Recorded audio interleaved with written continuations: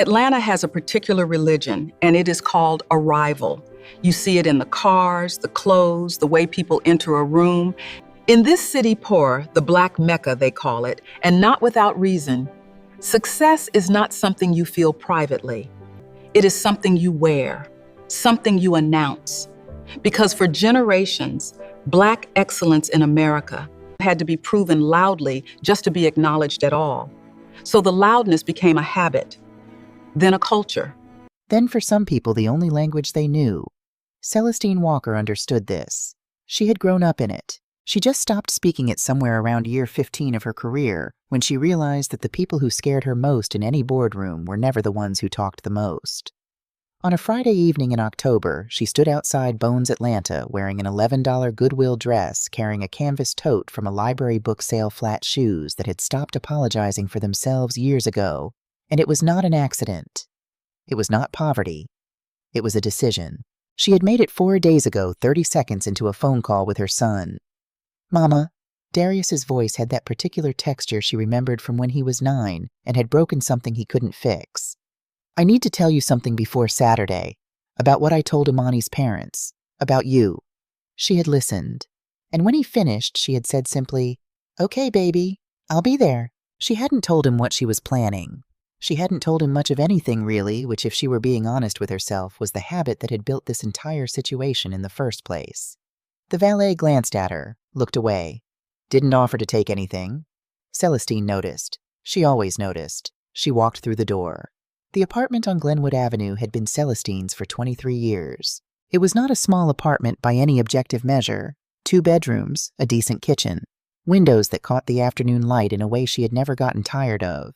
But it was modest in the way that people who didn't know her always assumed was the full picture.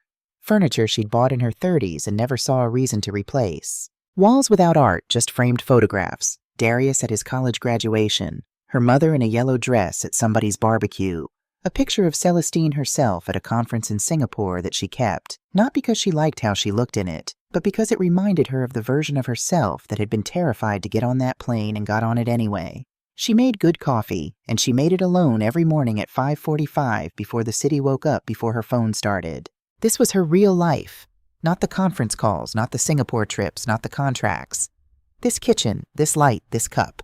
Darius had grown up in this apartment. He had done his homework at that dining table, had his first heartbreak on that couch, had left for college from that front door with a duffel bag and the particular expression of a young man trying not to look like he was going to miss his mother.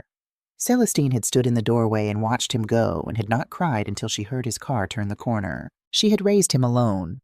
His father had been charming and temporary in the way that some men are, and by the time Darius was 18 months old, Celestine had stopped expecting him to become something he wasn't built to be.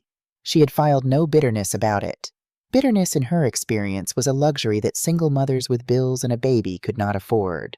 So she had worked. She had started as an administrative coordinator at a mid-size freight company, the kind of job where you learned everything because you were underpaid to do everything. She had taken night classes at Georgia State. She had read books on logistics, on supply chain management, on international trade law, not because anyone told her to, but because she was the kind of person who needed to understand the system she was inside of before she could figure out how to move through it. She had been promoted slowly at first, then faster, then in the way that starts to feel almost frightening when you realize the thing you worked toward for years is now simply your life, and you are still the same person who used to clip grocery coupons. She had never moved out of the apartment on Glenwood Avenue. People found this strange. Her colleagues, when they visited, which was rare because Celestine kept those worlds separate, would look around with an expression they tried to hide and almost never succeeded. Her assistant Marcus, a 26-year-old from Marietta who wore slim-fit suits and followed design accounts on Instagram, had once let slip, "I just always imagined you living somewhere more, I don't know, vertical." Celestine had laughed. She understood what he meant. She just didn't share the need.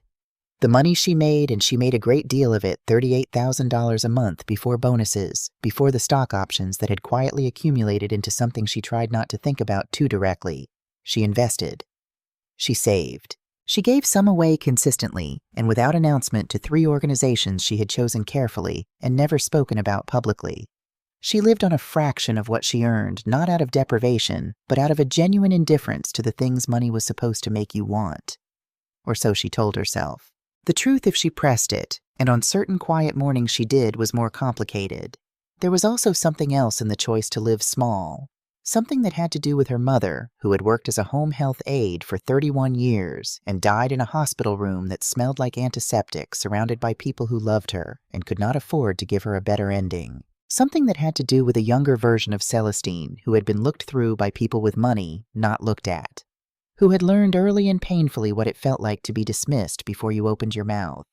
She had never forgotten that feeling, and she had never in 20 years of success fully trusted that it couldn't happen again. Darius did not know any of this, not the real shape of it. He knew his mother worked hard. He had grown up watching her leave early and come back tired.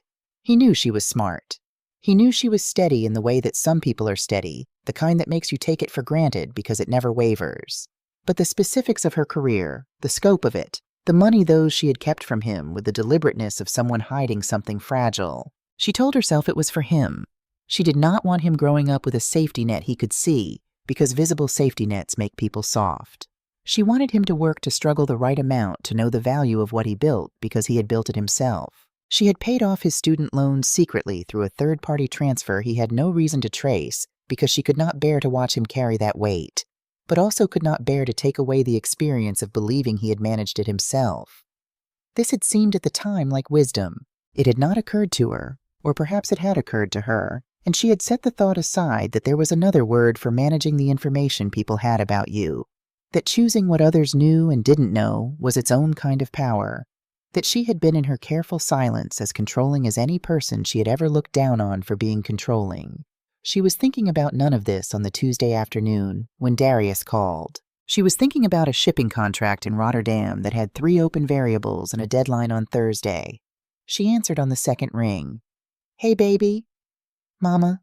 There it was, that voice. "You got a minute?" She set down her pen. "I got whatever you need. What's going on?" he told her. It came out in pieces the way confessions always do, assembled in the wrong order with too much explanation in the middle and not enough at the beginning. The summary was this: Imani's parents, Gloria and Desmond Okafor, were visiting from Atlanta's west side, and there was a dinner on Saturday, and Darius had talked to them about his mother before the dinner, and what he had told them was, "I said you worked in an office, that you were, simple, that you lived alone and didn't have much." Silence. Not the silence of a woman with nothing to say, the silence of a woman deciding which of the many things she could say was worth saying first. "Simple," she repeated. "Mama, I didn't mean it like, how did you mean it, Darius?" Another silence. His this time. I didn't want them to make it weird. They're a lot. And I didn't want them coming in with all their, their thing. Their thing. Mama." "I'm listening. Keep going," he exhaled. "I just thought if they thought you were regular, they'd be normal about it. Not try to compete or whatever. I was trying to make it easier." Celestine was quiet for a long moment. Through her office window, Atlanta spread itself out in the afternoon light, a city of glass and ambition and old money and new money, and the complicated relationship between those two things. "Easier for who?" she asked.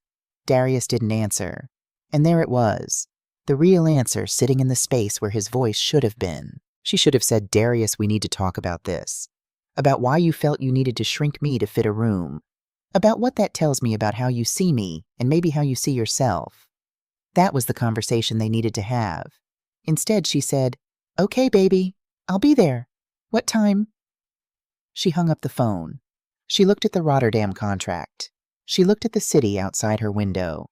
Then she opened her desk drawer and looked at the Centurion card lying there in the dark. She made a decision. Later, she would wonder whether the decision came from a place of justified self-protection, or from something older and less noble, that part of her that had been waiting for longer than she wanted to admit for an opportunity to be seen. Not just to be seen, to make people sorry they hadn't looked sooner. She would not be able to answer that question cleanly, but she opened her closet and she started looking for the oldest thing she owned. There is a particular kind of secret that people keep not to protect others, but to protect themselves, and the genius of it is that it can look from any angle like generosity. Celestine Walker had told herself for years that she kept her success private for Darius's sake, so he would be self-reliant, so he would build something real. These were not false reasons. But consider what else the silence had done. It had left Darius without the full picture of who his mother was. And a man who doesn't have the full picture will fill in the gaps with whatever seems most available. The question is not whether Gloria and Desmond Okafor would behave badly at dinner. That question, as you will see, answers itself. The question is, what part did Celestine play in building the stage on which they performed? And the harder question, if the Okafors had been kind, would she have been relieved? Or would some part of her have been disappointed? Darius Walker was by most accounts a good man. Not perfect, he would have been the first to say so, and the second would have been Imani, who loved him precisely because he was honest about his edges. He was 35, a senior software engineer at a firm in Midtown that paid him well and asked a lot in return. He ran on weekends not because he enjoyed it, but because it was the only hour of the week when his brain went quiet. He called his mother every Sunday, usually while doing laundry, which meant she had spent years having conversations with a man whose attention was divided between her and a spin cycle. He was in the way of many children raised by capable single mothers, both deeply connected to her and fundamentally unaware of her. This is not an accusation. It is a pattern so common it barely needs naming. When a parent is strong, consistently, visibly without complaint, children learn to take that strength as a given. They stop looking for cracks, not from indifference, but because they have never seen one. The strength becomes part of the furniture.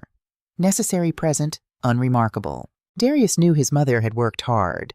He had grown up watching it the early mornings, the late returns, the particular exhaustion that lived behind her eyes on certain evenings, and that she always managed to put away before she asked him about his day. He knew she was sharp. He knew she was not someone you wanted to be on the wrong side of in an argument. He knew she had sacrificed. What he did not know was the scale of any of it. And here was the part that kept him up the night after the phone call with Celestine, the part he could not get comfortable with no matter how he repositioned it in his mind. He had never asked. Not once in 35 years had he sat across from his mother and said, "Mama, what exactly do you do? What does your day look like? What have you built?" He had the broad strokes, office job management of some kind, something with shipping or supply chains that he'd never felt the need to understand in detail. He knew the name of her company, the way you know the name of a street you've driven 100 times but never actually looked at. He had not asked because asking had never felt necessary. She seemed fine. She always seemed fine. He had made the same error with Imani's parents. Gloria and Desmond Okafor were not easy people to know, and Darius understood this. He had been with Imani for 4 years, long enough to have mapped the terrain of her family with some precision. Desmond was a man who communicated in transactions, who measured every relationship by what it had cost and what it had returned, who treated dinner tables like boardrooms and small talk like due diligence. Gloria was warmer on the surface, but the warmth had a thermostat on it, and you could feel it cool the moment you said or wore or ordered the wrong thing. They were not unkind, exactly. They were conditional. Darius had spent 4 years learning how to manage those conditions. He had learned what to wear to their house, what topics to avoid, how to hold his silverware in a way that satisfied Desmond's particular ideas about how a man should carry himself at a table. He had learned that the Okafors took pride not just in what they had, but in the distance between what they had and what other people had, that their sense of themselves was partly constructed from comparison, the way some buildings are only as tall as they are because of what's been demolished around them. He had not thought of his mother in those terms until 4 days before the dinner, when Imani had asked casually over takeout in their kitchen, "What's your mom like?" "My parents keep asking, and I feel like I don't know what to tell them." And Darius had opened his mouth and heard himself say, "She's, simple. She works in an office. She's had the same apartment forever. She's not really she doesn't have much, but she's good people. She's solid." Imani had nodded, and the conversation had moved on, and Darius had felt nothing about what he'd said until approximately 40 minutes later when he was in the shower, and the word landed on him with the particular weight of something that has been dropped from a height. Simple. He stood under the water and tried to remember a single time his mother had been simple. He could not. He had called her the next morning and told her what he'd said, because whatever else Darius Walker was, he was not someone who could hold a lie against his mother for long. It cost him too much. What he had not anticipated was her response. He had expected her to be hurt. He had expected quiet disappointment, the kind she delivered with a tone rather than words. He had expected to apologize and be forgiven, and for the thing to be resolved in the comfortable way that things between them were usually resolved. Instead, she had said, "Okay, baby, I'll be there," in a voice that was too smooth, too settled, and had hung up. He had spent the next 4 days unable to identify exactly what was wrong about that. The night of the dinner, he arrived at Bones 40 minutes early. He sat at the bar with a glass of water and tried to organize himself. Imani was coming straight from her parents' hotel. The Okafors would arrive at 7, his mother at 7:15. He straightened his tie. He checked his phone. He thought about calling Celestine and saying what exactly? Don't come, no. Come, but be prepared for what? He didn't know what he was preparing for. He just knew that he had described his mother to the Okafors, and described the Okafors to his mother, and he was increasingly aware that he had drawn both portraits from very incomplete information. He was sitting at the intersection of two people he loved, and two truths he didn't fully know. The door opened. Desmond Okafor walked in first, the way Desmond always walked into rooms slightly ahead of whoever was with him, his eyes doing a quick survey of the space before his body fully committed to entering it. He wore a charcoal suit and a watch that announced itself. Gloria followed in a red dress that had required planning. They moved through the restaurant with the ease of people who had decided long ago that every room was theirs to evaluate. Darius stood. They embraced.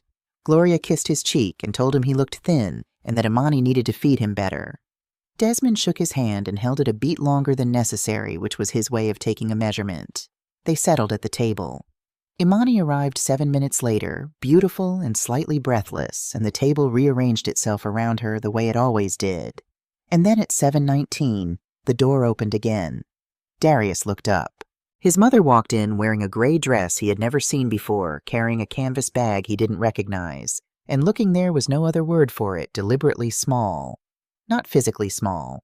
Celestine Walker was 5'8" and had the posture of a woman who had spent decades in rooms where posture mattered, but she had somehow arranged herself to seem reduced. The dress, the bag, the shoes, the way her eyes moved uncertain, contained a little overwhelmed. He knew in the way you know things about your mother that you can't fully articulate that this was not real. He stood.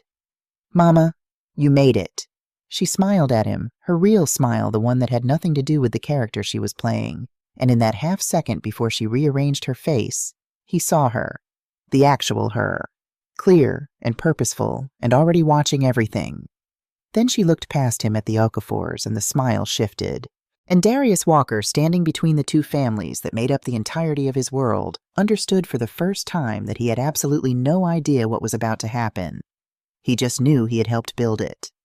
The first thing Celestine noticed about Bones Atlanta was that it smelled like money. Not in a crass way, in the way that certain rooms do when enough expensive things have occupied them for long enough, a combination of aged leather and good wood, and something floral that had been chosen by someone who understood that scent was the detail most people forgot to perform. The lighting was amber and low, the kind that made everyone look like they were being photographed favorably. The tables were spaced far enough apart that conversations stayed private. The floors were dark hardwood, and her flat shoes made almost no sound crossing them. She had been in rooms like this hundreds of times. She walked like she hadn't. It was a specific performance, and she had rehearsed it in the taxi over the slightly uncertain step, the eyes that moved too quickly and settled nowhere with confidence, the way she held the canvas tote with both hands in front of her, like a woman who wasn't sure what to do with herself. She had learned over years of watching people in boardrooms that the body communicates before the mouth does. Change the body, and people will believe almost anything. The hostess glanced at her with the particular blankness of someone trained not to react, but reacting anyway. Celestine gave her Darius's name. The hostess smiled the smile and let her through. She saw the table from across the room. Darius' first standing dark suit, the particular set of his shoulders that meant he was managing something internally. He had gotten that from her, and she recognized it the way you recognize your own handwriting. Imani beside him, one hand already reaching for his arm, her face arranged in the careful expression of a woman who has been anticipating a moment and is now inside it. And then the Okafors. Celestine had done her research because she always did her research. She had found Desmond Okafor's LinkedIn, his company website, a profile in an Atlanta business journal from 4 years ago. She had found Gloria's Facebook, which was public and enthusiastically documented charity galas, vacation photographs, grandchildren of friends, inspirational quotes over images of sunsets. She had formed impressions the way you do and had told herself to hold them loosely. Seeing them in person, she held them a little less loosely. Desmond Okafor was 63 and looked like a man who had decided at some point in his 50s that he had earned the right to take up space and had been exercising that right consistently ever since. He was broad-shouldered, well-dressed in the specific way of men who have recently discovered that tailoring is a form of power. The watch on his left wrist was a Patek Philippe she knew because she had sat across from enough of them to recognize the case without needing to see the face. His eyes moved to her immediately and did a quick practiced assessment that he did not bother to make subtle. Gloria was in red. The dress was Valentino, or a very good conversation with Valentino, and it fit her the way clothes fit women who have spent real time and real money ensuring they fit that way. She was beautiful, not incidentally, but deliberately in the way of women who have made beauty into a discipline. Her jewelry was layered and intentional. Her hair was perfect in the way that requires hours to appear effortless. She was also, Celestine noticed, sitting slightly forward in her chair. A small thing. The kind of thing most people wouldn't catch. But Celestine had spent decades reading rooms, and she knew what it meant Gloria Okafor was performing comfort rather than feeling it. People who are genuinely comfortable don't work at it. She crossed the room. Darius moved toward her, and in the moment before the performance fully closed around her, she let herself look at her son. Really look at him, and felt the complicated thing she always felt. Pride and love, and something that had a sharper edge to it now, something she would need to set down somewhere and examine later. "Mama, you made it." "Of course I made it," she smiled. Let the smile be small, a little uncertain. "Wouldn't miss it." Imani stepped forward and embraced her genuine, slightly too tight the embrace of a woman who was either very warm or very nervous, or both. "It's so good to finally have you here, Ms. Walker. I've been looking forward to this." "Me too, baby." Celestine patted her hand. "Me too." And then Gloria was standing. Up close, the performance was even more visible. The smile arrived a half-second after it should have, which meant it was assembled rather than spontaneous. Her eyes did the thing Celestine had expected, a single smooth motion, head to toe, that catalogued everything: the dress, the shoes, the bag, the absence of jewelry, the absence of anything that would indicate Celestine belonged in this room. It lasted less than 2 seconds. Gloria had clearly been doing it long enough to make it nearly invisible. Nearly. "Celestine," she extended her hand. "We have heard so much about you. I'm Gloria. I'm so glad to meet you." Celestine let her voice come out soft, a little awed. "This place is something else, isn't it? I've never been anywhere like this." A fractional relaxation in Gloria's shoulders, almost imperceptible, but there. "It's one of our favorites when we're in Atlanta," Gloria said. "You'll love it. The food is wonderful." Desmond shook her hand next. Firm brief, his eyes already moving past her to flag down the server. "Good to meet you," he said in the tone of a man for whom the meeting of a person like her was not in fact particularly notable. They sat. The table arranged itself in a way that felt accidental, but wasn't Celestine noticed she had been placed at the slight end of the conversational geometry beside Darius, but angled away from the center of the table where Gloria and Desmond naturally occupied the gravitational middle. A small thing. The kind of thing done without thinking, or done with thinking, and then forgotten. She sat in the chair no one had pulled out for her, and put the canvas tote on the floor, and folded her hands in her lap and looked at the menu. It was written in a combination of English and Italian, with descriptions that were more evocative than informative. She knew exactly what everything was. "I don't really know what some of these are," she said to no one in particular. "I might just get whatever y'all are getting." Gloria's menu lowered slightly. "I can help you with that," she said, and there was something in her voice, not quite condescension, not yet, but the early architecture of it. The pleasure of being needed, of being the one who knew. "The branzino is lovely, very simple, easy to enjoy even if you don't usually eat this kind of food." "That sounds perfect," Celestine said. "Thank you so much." Gloria smiled. It reached her eyes this time, which was somehow worse. Darius was looking at the table. Imani was looking at Celestine. And Celestine, behind the soft eyes and the uncertain hands, was looking at everything. The water was poured. The bread arrived. The server recited the specials in a practiced murmur. And the dinner began the way dinners like this always begin, with weather, with travel, with the comfortable surface conversation that lets everyone take the measure of the room before anything real is risked. Gloria had been in Tuscany in September. Desmond was closing a development deal in Charlotte. Imani had recently been promoted, which Gloria mentioned twice, and Desmond mentioned once with the particular pride of a man who believes his daughter's achievements are partly his own.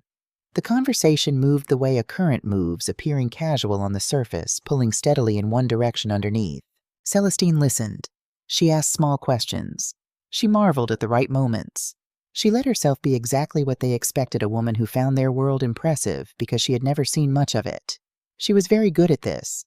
And the part of her that was very good at this, the part that had read rooms and managed impressions and understood the architecture of power for 20 years, that part was, if she was honest, enjoying itself. That was the part she would have to answer for later. Watch the table. Not the words, the choreography. Who speaks first? Who is addressed by name and who is addressed as an afterthought?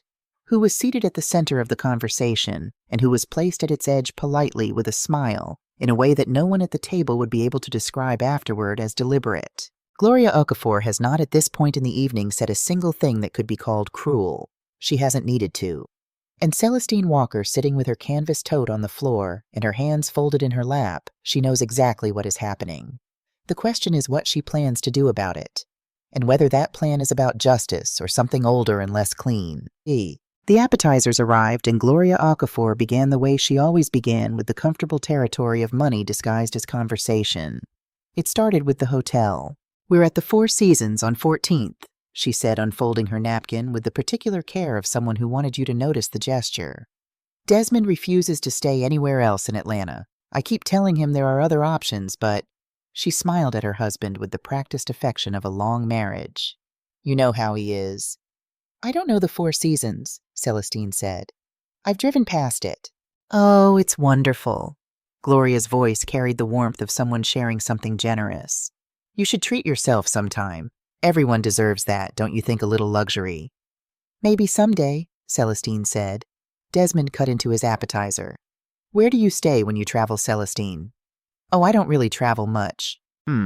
He nodded, already losing interest, his eyes moving briefly to Darius. "Smart man, your son. Good head for systems. We were talking last month about the Charlotte project. He had some solid thoughts." The subject shifted to Darius, which was where Desmond was most comfortable evaluating the younger generation, the way he evaluated properties for potential and current market value. Darius received this with the practiced ease of a man who had learned how to be assessed by his father-in-law without letting it show that he found it exhausting. Celestine watched her son across the table and felt something pull in her chest. He was good at this. Too good, maybe. The way you get good at things you've had to do for too long. The entrees arrived, and Gloria moved to the second layer. It came wrapped in a compliment, the way the best blades are wrapped, so that you feel the warmth of the handle before you feel anything else. "Darius tells us you've been at your company a long time," Gloria said. "Almost 20 years. That's so admirable." The word admirable landed with a specific gravity. "Real loyalty. You don't see that anymore. People jump around so much now, always chasing the next thing. But some people, they find their place, and they're content there. There's real dignity in that." "Thank you," Celestine said. "What is it you do exactly day to day?" "A little of everything, really. Coordinating, paperwork, making sure things move the way they're supposed to." Gloria nodded with the expression of someone being very generous about something small. "That kind of work keeps everything running. The backbone, you know. Nobody thinks about the backbone until it's gone." Desmond made a sound of agreement without looking up from his plate. Darius reached for his water glass and did not put it down for a long time. Imani was cutting her food into smaller and smaller pieces and not eating any of them. "And it's enough?" Gloria asked. "To live comfortably in Atlanta, things have gotten so expensive. I worry about people on fixed incomes. It must be a real challenge." "I manage," Celestine said. "Of course you do." Gloria reached across and briefly touched her hand, a gesture so smoothly maternal it almost covered what it was. "You strike me as someone who has always figured it out. That kind of resilience, it's a gift. Really." "You're very kind," Celestine said. Under the table, she pressed one hand flat against her thigh and breathed through it. The third layer came with the dessert menus and a bottle of wine that Desmond ordered without asking the table. It was a 2018 Napa Cabernet. He mentioned the vintage, the vineyard, the particular qualities of that year's harvest. Gloria listened with the expression of someone hearing music they know well. Imani looked at her menu. Darius looked at Celestine. "Do you drink wine, Celestine?" Gloria asked. "Sometimes. Not usually this kind." "You'd develop a taste for it." Gloria accepted her glass from the server. "It's really about exposure. You can't know what you like until you've had the chance to try things. A lot of people they never get the opportunity. And that's not their fault, of course. It's just circumstance." "Of course," Celestine said. "Imani grew up trying everything." Gloria looked at her daughter with visible satisfaction. We made sure of that. Travel food culture. We felt strongly that she should experience the world fully before she had to make her way in it, that she should know what excellence looked like in every form. She turned out beautifully, Celestine said, and meant it. Imani looked up from her menu and met Celestine's eyes for just a moment. Something moved across her face, complicated quick, and then she looked back down. She did. Gloria set her glass down. We sacrificed a great deal for that. Both of us. But you do that for your children, don't you? You give them the best you possibly can, whatever it takes. The pause that followed was half a second too long. You do, Celestine agreed. Darius is a wonderful young man, Gloria continued, and her voice took on a tone Celestine recognized the tone of someone arriving at the thing they came to say. He works hard. He's thoughtful. Imani chose well. A brief smile at Darius, then back to Celestine. I imagine you're very proud. Every day. Gloria turned her wine glass slowly on the tablecloth. It's interesting, isn't it, the way our children find each other? From such different worlds sometimes. Different experiences. Different resources. She looked up. But love doesn't care about any of that, does it? No, Celestine said. It doesn't. Of course life does. Desmond said it without looking up from his glass. Conversational. Offhand. The way men like Desmond said the sharpest things as if they were observations rather than strikes. Love is the beginning, but what sustains a marriage is stability, structure, knowing that the foundation is solid. Desmond, Imani said quietly, I'm just speaking practically. He set his glass down and looked at Celestine directly for the first time since she'd sat down. You understand that, I'm sure. You raised a son. You know what it takes to build something that lasts. I do, Celestine said. Then you understand our position. He leaned back slightly. We've invested significantly in Imani's life, her education, her foundation, her opportunities. We want to see that sustained. We want to know that the people around her are equipped to hold their own weight and not add weight that others have to carry. The table went quiet, not the comfortable quiet of a pause. The quiet of something said that cannot be unsaid, sitting in the center of the table like an object everyone can see and no one is acknowledging. Darius put his fork down. Dad, Imani began. He's right. Gloria said it gently, the good cop arriving after the bad cop has done the work. She looked at Celestine with an expression of practiced sympathy. We don't mean any offense, Celestine, truly. We love Darius. And we want to make sure that everyone around him is supported, that there aren't pressures on the marriage that come from outside. Pressures, Celestine repeated. Financial ones, emotional ones. Gloria folded her hands on the table. We've spoken about this, Desmond and I, and we want you to know we're prepared to help, if you ever need support. A supplement to your income, something that allows you to be comfortable without Darius having to feel responsible. We think that would be healthy.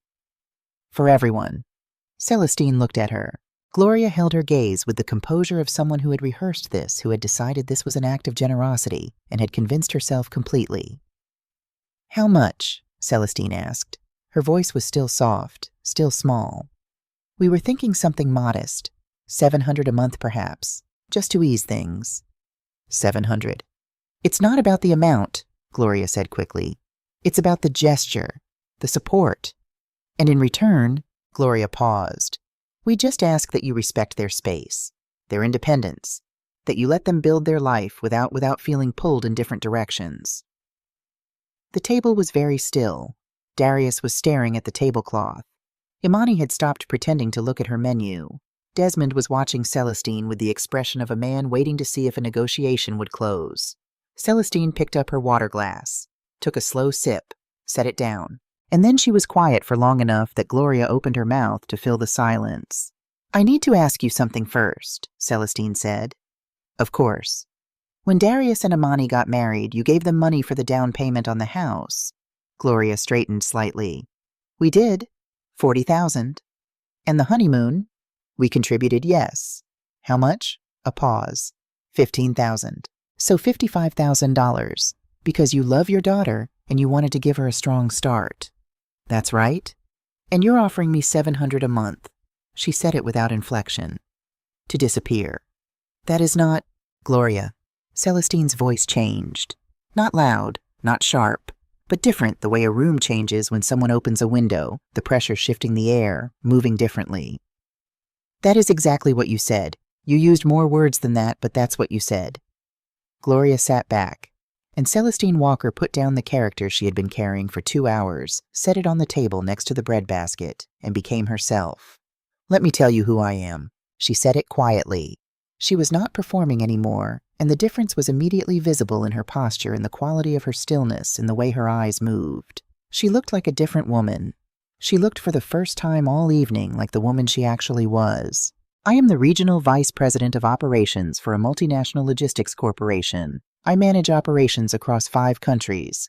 My monthly salary is $38,000. I have been in this role for 11 years, and I spent 9 years before that climbing to it. The table absorbed this in silence. Desmond's glass stopped halfway to his mouth. Gloria's expression went through several things, quickly disbelief, recalibration, and then underneath both something that looked almost like recognition. Like someone who had seen a card trick and was now watching it from the other side. I came here tonight dressed like this, Celestine continued, because my son told me he had described me to you as simple, as someone who doesn't have much. And I wanted to see before I told you anything true about myself, what kind of people you were when you believed that. Darius closed his eyes. And now I know, she said. You offered me $700 a month to reduce my contact with my son. You called it support. You dressed it up in concern for their marriage. But what it actually was a purchase. You were trying to buy a distance you wanted. You deceived us, Desmond said. His voice was flat, controlled. I did, Celestine said. And I'm not going to pretend that was without calculation. I came here with a plan. I knew what I was doing. It was not what anyone expected her to say. Gloria blinked. But here is the difference between my deception and yours, Celestine continued. Mine lasted 2 hours.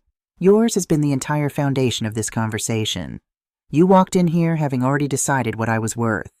You were kind in the way people are kind to things they don't take seriously. And when I tell you that I noticed every single moment of it, every assembled smile, every careful pause, every word chosen to remind me of the distance between your world and the one you believed I lived in. She stopped, looked at Gloria directly. I want you to understand that I am not angry. I am clear. There is a difference. The silence that followed was long enough to be uncomfortable for everyone at the table except Celestine. Gloria's mouth opened, closed. She looked at Desmond, who was looking at the tablecloth with the expression of a man processing a loss he has not yet categorized. And then Imani spoke. Her voice was very quiet. She's right. Imani, she's right, Mom. Imani was not crying yet, but she was close, and the closeness of it made her voice very steady in the way that voices get steady when they're holding something back. I watched the whole dinner. I watched every I saw what you were doing, and I didn't say anything. She looked at Celestine. I'm sorry. I should have said something. Imani, we were trying to protect you. I know. She looked at her mother, and something in the look was old layered the look of a conversation that has been accumulating for years. I know that's what you think you were doing. The server appeared at the edge of the table, read the room in approximately half a second, and disappeared again. Desmond reached from the check that had materialized on the table at some point during the last several minutes. He placed a card on it without looking at the amount. The server reappeared, took it, and left. No one spoke. Celestine looked at her son. Darius was looking at her with an expression she had never seen on him before, or perhaps had not let herself look for. It was not the expression of a son seeing his mother vindicated. It was something more complicated. The expression of a man reckoning with the distance between the person he thought he knew and the person sitting across from him, and understanding that the distance was not entirely the Okafor's fault. She held his gaze for a moment. Then the server returned. I'm sorry, sir. This card has been declined. Desmond looked up. Run it again. I did, sir. Twice. Desmond's jaw tightened. He reached into his jacket and produced another card. Use this one. The server left again. Gloria was looking at her husband. Desmond was looking at nothing in particular. Celestine reached into her canvas tote. She took out a wallet, old leather, worn soft as cloth, and from it she removed a card. She placed it on the table. It was matte black, heavy. Her name was embossed in silver along the bottom. Use mine, she said simply. Nobody moved for a moment. Then Gloria looked at the card and at Celestine, and something shifted in her face. Not anger exactly, and not shame exactly. Something that lived between the two, and was perhaps more honest than either. The server returned. "I'm sorry, sir, this one." "Use hers," Desmond said quietly without looking up. The server took Celestine's card and left without another word. The server returned the card with both hands. "Thank you, Ms. Walker. Have a good evening." "Thank you," Celestine said. She put the card back in the wallet, put the wallet back in the tote, and then she sat for a moment with her hands in her lap and did not say anything because she had learned a long time ago that the most powerful thing you can do after making a point is stop making it. The table held its silence. Desmond was looking at the middle distance with the expression of a man doing arithmetic he doesn't like the answer to. Gloria was looking at her wine glass, which was empty, and had been empty for several minutes, and which no one had offered to refill. Imani was looking at her hands. Darius was looking at Celestine. It was Darius who spoke first. "Mama," she looked at him, "why didn't you tell me?" It wasn't quite a question. It had the flatness of something that had been sitting in him for the last 40 minutes, waiting for the room to be quiet enough to say, "We can talk about that later, baby." "I'd like to talk about it now." She looked at him more carefully. His voice was controlled, but she knew that voice had heard it exactly twice before in his life, both times when he was angry about something he felt he had a right to be angry about. "Darius," she began, "I told them you were simple." He said it evenly. "I stood here and I described my own mother as someone who doesn't have much, and I believed it. I believed it because you let me believe it. For 35 years. A pause. "That's not, I don't know what that is, but it's not nothing." The table was very still. Celestine held her son's gaze and felt something she had not felt in a long time. The specific discomfort of being seen accurately by someone who loves you, which is entirely different from being seen accurately by someone who doesn't. "You're right," she said. "I know I'm right. And I owe you a real conversation about it. A longer one than we can have here." She kept her voice steady. "But I need you to hear me say it clearly right now in front of everyone you're right. I kept things from you that I told myself I was keeping for your sake. And that was partly true. And partly something else." "What was the something else?" She was quiet for a moment. "Control," she said. "I controlled what you knew about me. I told myself it was wisdom, and it was some of it, but not all of it." Darius absorbed this. He nodded once slowly in the way of a man who has gotten an honest answer and is not yet sure what to do with it. "Okay," he said. "Okay," she said. It was not a resolution. It was an acknowledgement, the first mark on a longer map. Both of them knew it. Gloria set her empty wine glass down. "I owe you an apology." Everyone looked at her. Her voice was different. Not the performance voice, not the assembled warmth, something flatter and less managed. It was not comfortable to watch because it looked like a woman doing something she had not done in a long time and finding the muscles for it weak from disuse. "What we did tonight, what I did, was not what I would have called it if you'd asked me before I did it." She looked at Celestine. "I would have called it concern, looking out for our daughter, being practical." She stopped. "But you named it more accurately than I would have. And I've been sitting here for the last 20 minutes trying to argue with your version in my head, and I can't." "Gloria," Desmond said. "Let me finish." She said it quietly without heat. She looked back at Celestine. "I don't know that I can explain it in a way that excuses it, but I want you to know that it didn't come from nowhere. The measuring, the assessing. I know how it looked. I know where it comes from," Celestine said. Gloria looked at her. "I grew up in Baltimore. We didn't have a lot either." Celestine said it without drama, without the scaffolding of a speech. Just a fact. "I know what it does to you. I know how it follows you, how you spend the rest of your life checking to make sure you haven't slipped back." Something moved across Gloria's face. "It doesn't excuse it," Celestine continued, "but I understand it." A silence fell that was different from the ones that had preceded it, less hostile, more honest. The kind of silence that happens when two people have stopped performing at each other and haven't yet figured out what comes next. It was Desmond who broke it. "My card being declined," he said in a voice that was working very hard to be neutral. "It's a freeze on the account, security measure when you travel. It'll resolve tomorrow."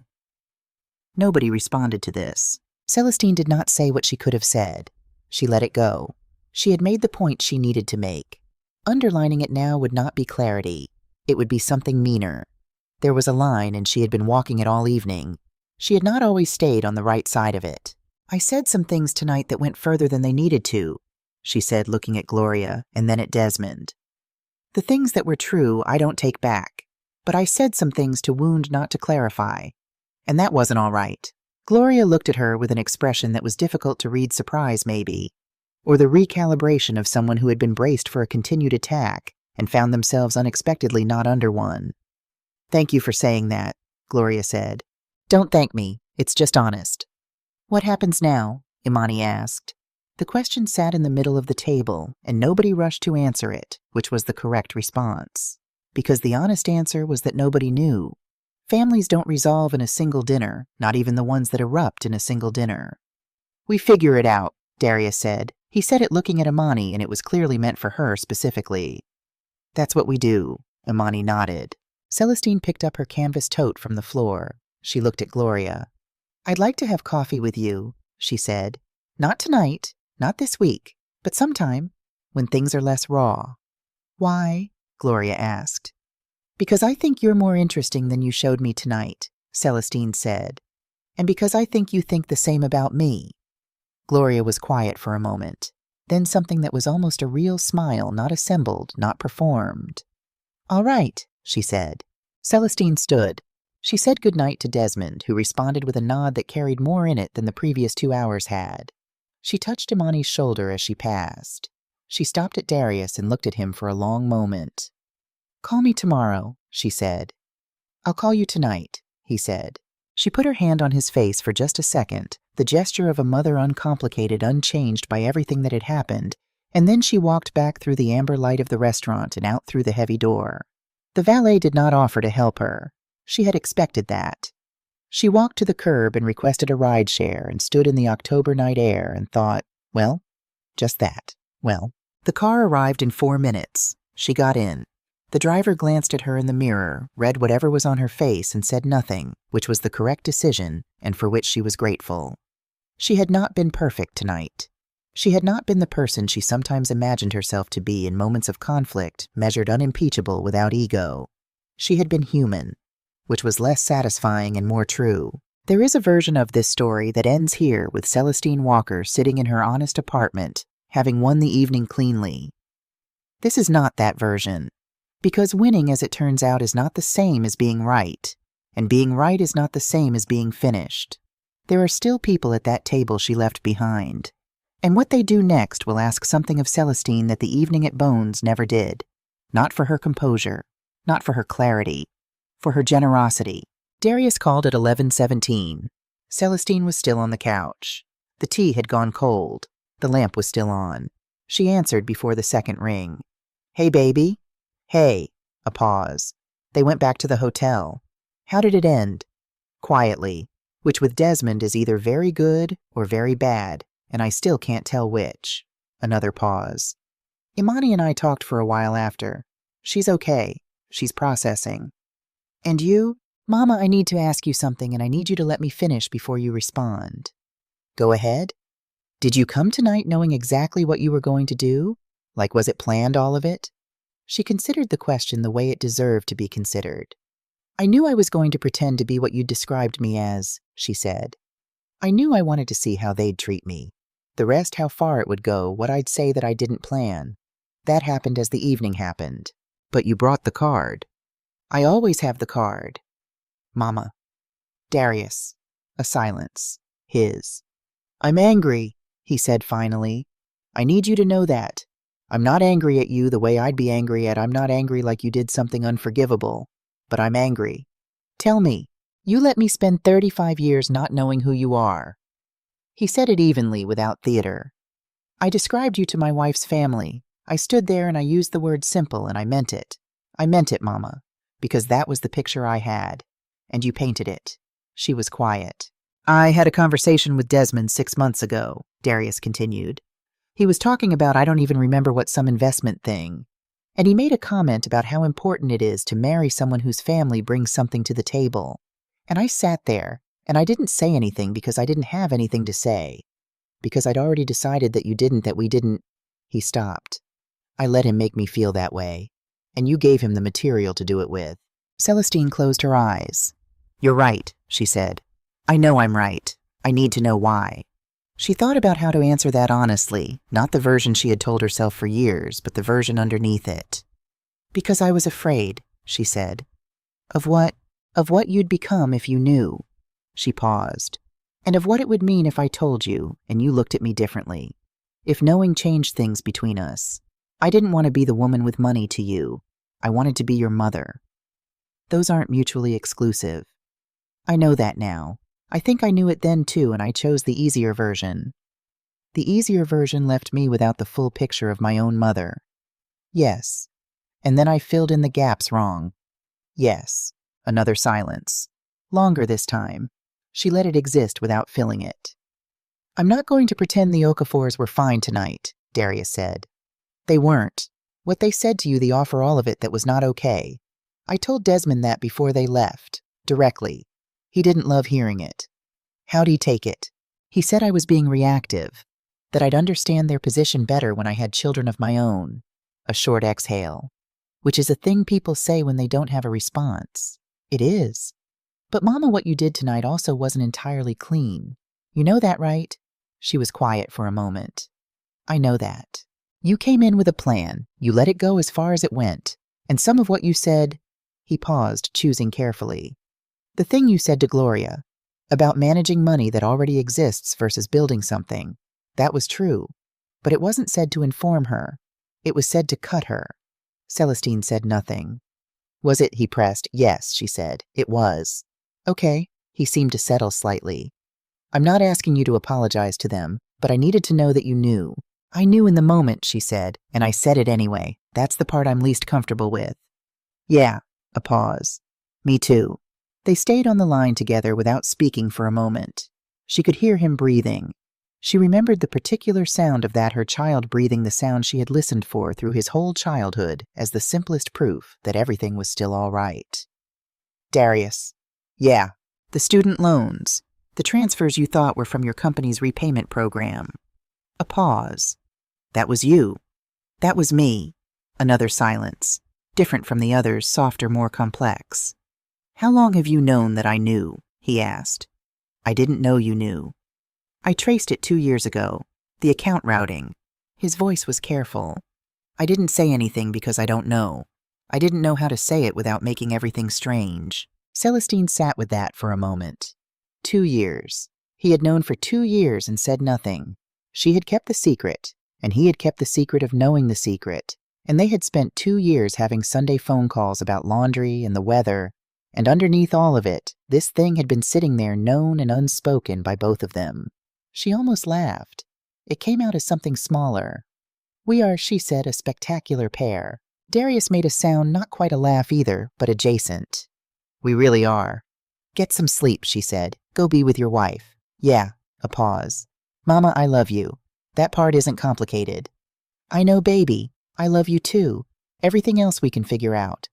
Everything else we can figure out, he repeated like a confirmation. She hung up and sat in the quiet of her apartment and felt the particular relief of having told her son the truth. Not the arranged version, not the version that made her look better than she was, but the actual one. Across the city in a Four Seasons room on the 14th floor, Gloria Okafor sat in the chair by the window and looked at Atlanta laid out below her and did not sleep. Desmond was in the bathroom. She could hear the water running, the sound of him doing the specific routines that structured his evenings. It was a sound she had listened to for 31 years. Normally it was a comfort. Tonight it was just sound. She was thinking about a girl in Savannah, Georgia, who was 9 years old and wore the same pair of shoes from September to March because there was no money for another pair in November when they stopped fitting right. A girl who had learned to move carefully so that the hole in the left sole didn't show. Who had developed over years of practice the ability to walk through rooms in a way that took up very little space, that demanded very little notice, that anticipated the dismissal before it arrived so that it couldn't hurt as much when it did. She was thinking about how that girl had spent the next 40 years of her life making sure she was never that invisible again.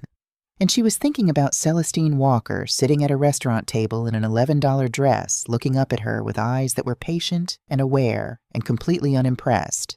And how for one strange moment before the anger arrived, before the defensiveness kicked in, Gloria had felt something she hadn't expected.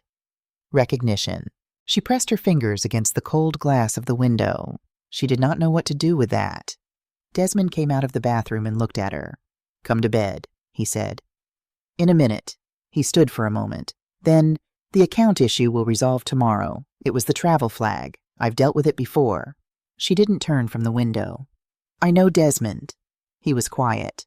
Then he said in a different voice, lower, less managed, "I didn't know she was." "Neither did I. If we had known, don't." She said it gently but clearly. "Don't do that. Because the question isn't what we would have done if we'd known. The question is what we did when we didn't." He was silent. "Go to sleep," she said. "I'll be there in a minute." He went to bed. She stayed at the window, and in the room's reflection in the glass she looked at the version of herself that had been a 9-year-old girl in worn-out shoes, and she tried to understand with honesty. She didn't often grant herself how that girl had become the woman who offered $700 to a stranger to disappear. She did not arrive at a clean answer, but she stayed with the question longer than she had stayed with anything uncomfortable in years. Imani did not call anyone that night. She sat in the living room after Darius went to his study in the dark without turning on any lights. She sat with her phone in her hand and thought about the number of times in her life she had watched her parents do something that made her stomach turn and had said nothing. She thought about a moment early in the dinner, a moment when Celestine had opened the menu and her eyes had moved across it with a particular quality that Imani had caught and filed away. Not the eyes of a woman confused by the French descriptions.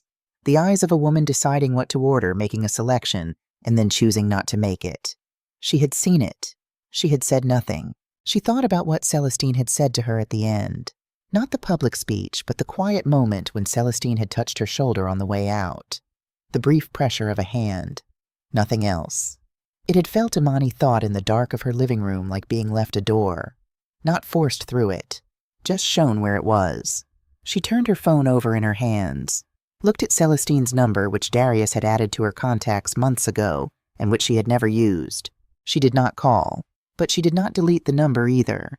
She came on a Wednesday. Not the Wednesday after the dinner, the one after that.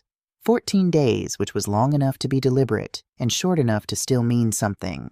Celestine noticed the timing. She noticed most things. She had been at her kitchen table with her laptop and the Rotterdam contract, which had finally resolved in the way that contracts eventually resolve, not cleanly but acceptably, with everyone slightly dissatisfied, and therefore probably fair. She heard the knock and looked at the time. 2:17 in the afternoon. She opened the door. Imani stood in the hallway in jeans and a plain white shirt, her hair pulled back, no jewelry, except the small gold studs she always wore. She looked younger without the architecture of a formal dinner around her. She looked, Celestine thought, more like herself, or at least more like a self that hadn't been curated for an audience. She was holding a paper bag from a bakery on Ponce de Leon that Celestine happened to like, which meant either coincidence or Darius and Celestine would have bet on Darius.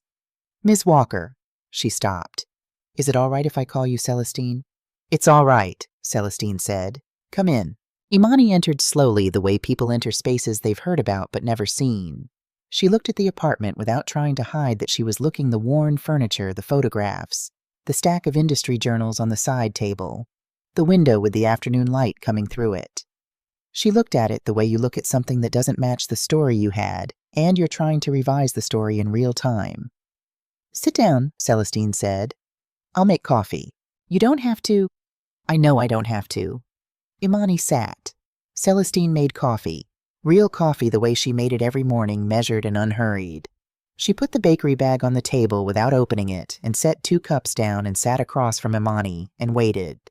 Imani wrapped both hands around her cup. "I've been trying to figure out what to say for 2 weeks, she said. "I wrote things down, I threw them away. I asked Darius for advice and he said a small involuntary smile. He said just go and be honest and the rest will sort itself out. That's good advice. It's terrifying advice. Those are often the same thing. I came to apologize. Not the way I did at the restaurant that was real, but it was also in the middle of everything, and apologies made in the middle of things have a different quality than apologies made when you've had time to actually sit with what you're apologizing for." "What are you apologizing for?" Celestine asked. Imani thought about it. "For knowing," she said. "I told you at the restaurant I didn't know my parents would behave that way. And that was half true. I didn't know the specifics, but I knew the shape of it. I've always known the shape of it. I've watched them do versions of that my entire life to different people in different rooms, and I have spent my entire life finding ways to not quite see it. There was a moment during dinner, Imani said, before everything happened. You opened the menu and I caught something, in your eyes, and I knew right then that something was off about the picture, that you weren't who they thought you were. She paused. And I made a choice, to not say anything, to let it keep going. Why? The question sat in the air between them. Because it was easier, Imani said. Because if I'd said something, I would have had to say it to my parents, and saying things to my parents it has a cost. It has always had a cost. They didn't have much growing up. And when people come from nothing and build something, sometimes the building becomes everything. The proof of themselves. And anything that threatens the proof feels like an attack on their survival. So you learn not to threaten it. You learn to go along. And what has going along cost you? Celestine asked. Imani was quiet for a long moment. I don't fully know yet, she said finally. That's part of what these 2 weeks have been. Trying to figure out what I actually think separate from what I was taught to think. What I actually value separate from what I was told to value. She looked up. It's harder than it sounds. When you've been performing a version of yourself for long enough, you start to lose track of where the performance ends. Celestine looked at her carefully. I know something about that, she said. Imani met her eyes. I performed a version of myself for your parents for 2 hours, and it was exhausting, Celestine continued. You've been doing it for 32 years. I'm not surprised you're tired. Something moved across Imani's face, quick and unguarded, the expression of someone who has had a thing named that they didn't know had a name. Yes, she said simply. They sat with that for a moment. Can I ask you something? Imani said. Go ahead. Do you think my parents can change? Celestine considered this honestly. I think your mother might, she said. I don't say that to be kind. I say it because of something I saw at the end of the evening. A look on her face when things got quiet. Like someone who had just heard something they recognized and didn't want to recognize. She paused. Your father, I don't know him well enough. He's more defended. That's not impossible to change, but it's harder. What about us? Imani asked. You and me. Can we? She stopped, uncertain of how to finish. Can we what? I don't know exactly what I'm asking. I think I'm asking whether there's a version of this where we actually know each other. Not the performance versions. The real ones. Celestine was quiet for a moment. She thought about what it would cost to say yes, not in terms of money or time, but in terms of the more complicated currency of letting someone in when you had spent decades deciding who got access to what. She thought about Darius and about what she had said to him on the phone. She thought about the long habit of managed distance. Yes, she said. I think there is. Imani exhaled, like something she'd been holding. But Celestine continued, I need you to understand something about me first. I am not easy to know. I am private in ways that will sometimes frustrate you. I keep things close not to be withholding, but because it's how I'm built and I'm 58 years old and not going to rebuild from the foundation. What I can do is try to keep the door open more than I have. That's what I'm offering. Not transformation. Just more open than I've been. That's more than I expected, Imani said honestly. Good, Celestine said. Managed expectations are the foundation of most functional relationships. Imani smiled, a real one, unguarded, the first Celestine had seen from her. It changed her face considerably. Celestine could see in it something of why Darius had chosen her. Darius said you were funny, Imani said. Darius has low standards for humor.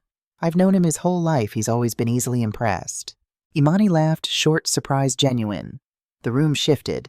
Not dramatically, just slightly, the way light shifts when a cloud moves the same room with more of itself visible.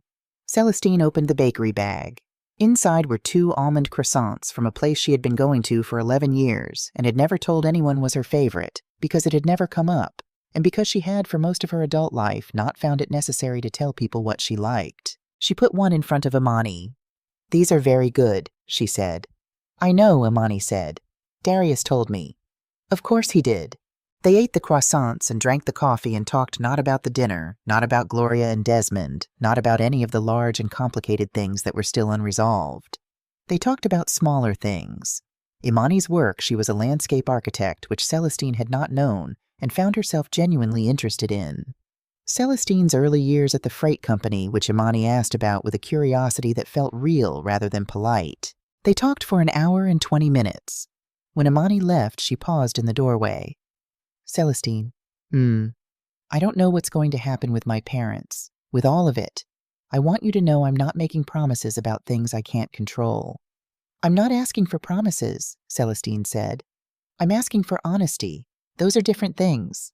Okay, Imani nodded once. Then honestly, I'm glad I came. So am I, Celestine said. She closed the door. She stood in her hallway for a moment with her hand still on the knob. Through the window, the afternoon light was doing what it did at this hour, the particular angle of it that she had watched for 23 years from this apartment, warm and familiar, and entirely unconcerned with anything that had happened in the last 2 weeks. She went back to her kitchen table. She opened her laptop. She looked at the Rotterdam contract. Then she closed the laptop, made another cup of coffee, and sat by the window and did nothing for 20 minutes, which was not something she did often, and which felt in some way she didn't try to articulate like the right thing to do. 3 months passed. Darius and Celestine had dinner on the first Sunday of each month, not a new tradition, but an old one made more deliberate now, conducted at her kitchen table, instead of restaurants with real food and real conversation, and the occasional long silence that neither of them rushed to fill. They were learning slowly to know each other more accurately. It was not always comfortable. Accurate knowledge rarely is. Gloria Okafor called on a Thursday morning in January. Celestine was in her car outside her office building when the phone rang. She looked at the name on the screen for 2 full rings before she answered. Gloria. Celestine. A pause. I hope this isn't a bad time. I have 5 minutes, Celestine said. Not unkindly, honestly. I won't need 5. Another pause. I've been thinking about what you said, about coffee. I wanted to know if the offer still stands. Celestine looked out through her windshield at the Atlanta morning, the sky pale and cold, the city moving at its usual pace, indifferent to the small, significant things happening in the cars of individuals. It stands, she said. All right. Gloria sounded as if she had not been entirely sure of that. We'll find a time. We will. They hung up. Celestine sat for a moment. Then she got out of the car and went to work. She did not know what the coffee would be. She did not know whether Gloria Okafor was capable of the kind of change that would make a real friendship possible, or whether they would sit across from each other in some neutral cafe and find after everything that there was not enough common ground for anything more than civility. She did not know whether Desmond would come around, or whether the 4 of them would spend the next 20 years at Christmas dinners doing the careful choreography of people who have history and choose for love of the people between them to manage it. She did not know any of that. What she knew was this: she had gone to a dinner in an $11 dress with a plan, and the plan had worked in the ways she intended and cost her in the ways she hadn't anticipated. She had said true things, and she had said sharp things, and she had in the same evening been both more honest and more ruthless than she needed to be.